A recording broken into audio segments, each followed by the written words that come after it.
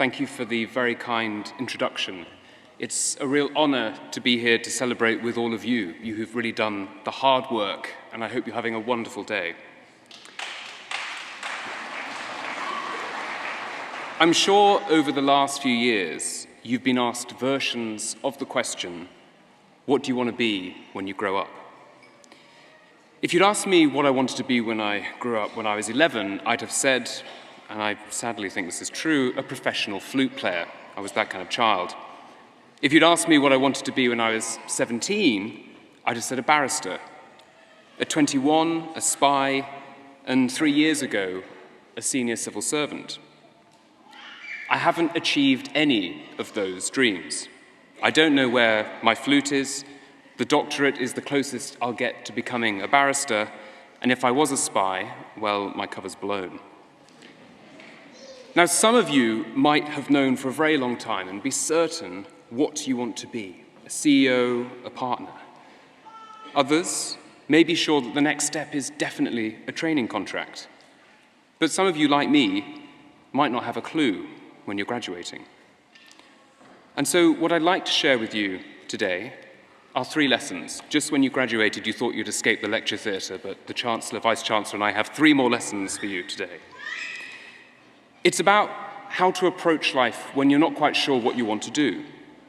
It's about thinking about your career like an entrepreneur, not identifying too much by what you're doing. About chasing opportunities, even if you don't have all of the resources that you think you need. And about always asking for feedback. So first, don't identify too much or simply by what you're doing. We're really used to the idea of a serial entrepreneur, someone with multiple, often failed businesses in completely unrelated areas. Richard Branson isn't a retailer or a services professional or a transport expert. He's an entrepreneur. He's not defined by what he does, but by what he can do. And that mindset opens up possibilities. I didn't think of it this way at the time, but not overly identifying at each stage in my career so far has been a real help. I didn't see myself as a teacher or a charity worker or a consultant, but as someone using the skills that I had, often problem solving and communication, in a particular way at a particular time. And that helped me to take risks and try different careers. That's obviously not to say that it's important to identify in some way with what you're doing. It would be weird if you are a senior associate at Allen & Overy and you enter a meeting and say, I'm actually not a lawyer. But you can still think a bit like that. When we're kids, people don't ask us, what do you do? They ask, what do you want to be when you grow up? And that question invites imagination and exploration. But somewhere along the way, we can lose that. We start to define ourselves too narrowly by what we're doing.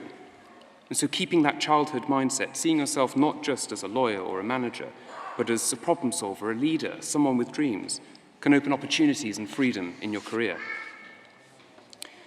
And that leads me to my second lesson, about pursuing opportunities regardless of the resources that you have.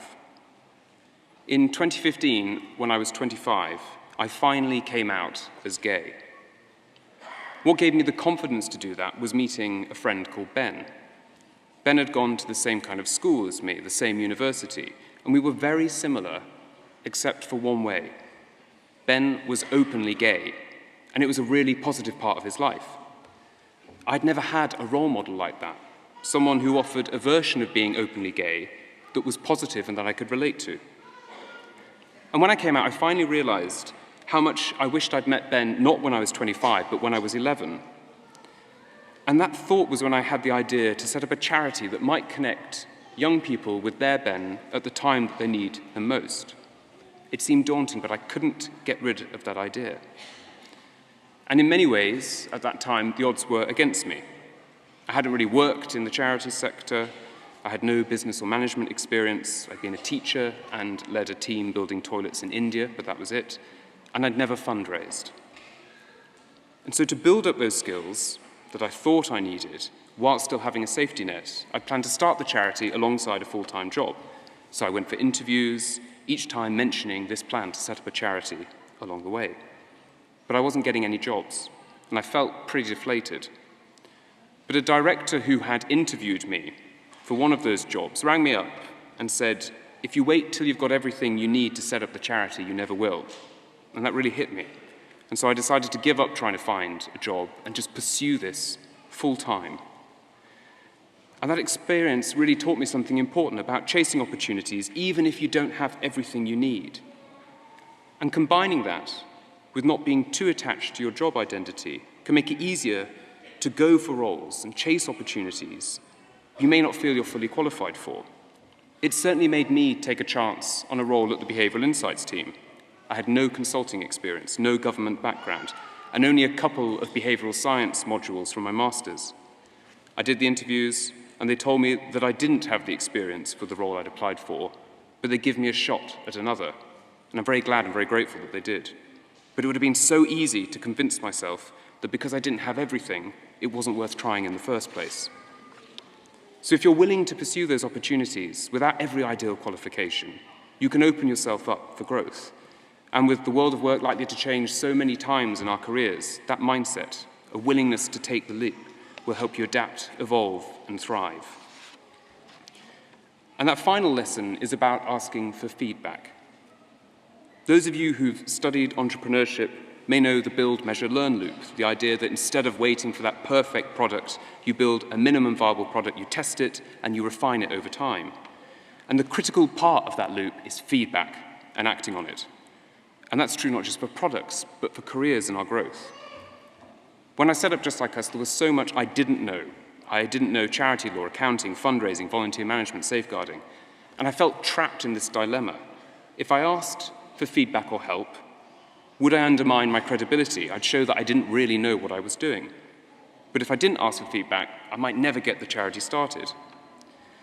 And in the end, I decided just to ask for feedback on everything. Pitch decks from a donor that I was going to pitch to for money, business planning from a corporate partner, safeguarding from the NSPCC.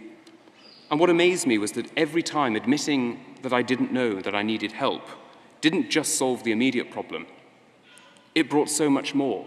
It brought a donor that would give money. It brought pro bono legal support, office, new volunteers, new opportunities. Asking for help and feedback turned out to be the most valuable thing that I did. And later, when I was at the Behavioural Insights team, I had a similar experience, asking for feedback in a small way that had a profound change. I was managing someone who didn't seem particularly happy at work, and I asked if something was wrong. And did they have any feedback for me? This colleague, Jane, told me very honestly that she had enjoyed her job until she started working with me. Things had become frustrating. Ouch.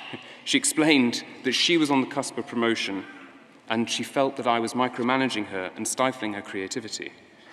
That wasn't easy to hear, but it made me realize how I had foolishly, if with good intention, applied the same approach that I'd used to a colleague at the same level without thinking about her as an individual, what her ambitions were, where she was in her career. And that feedback helped me totally rethink the way that I manage teams, changing that approach, rather than relying on a one-size-fits-all.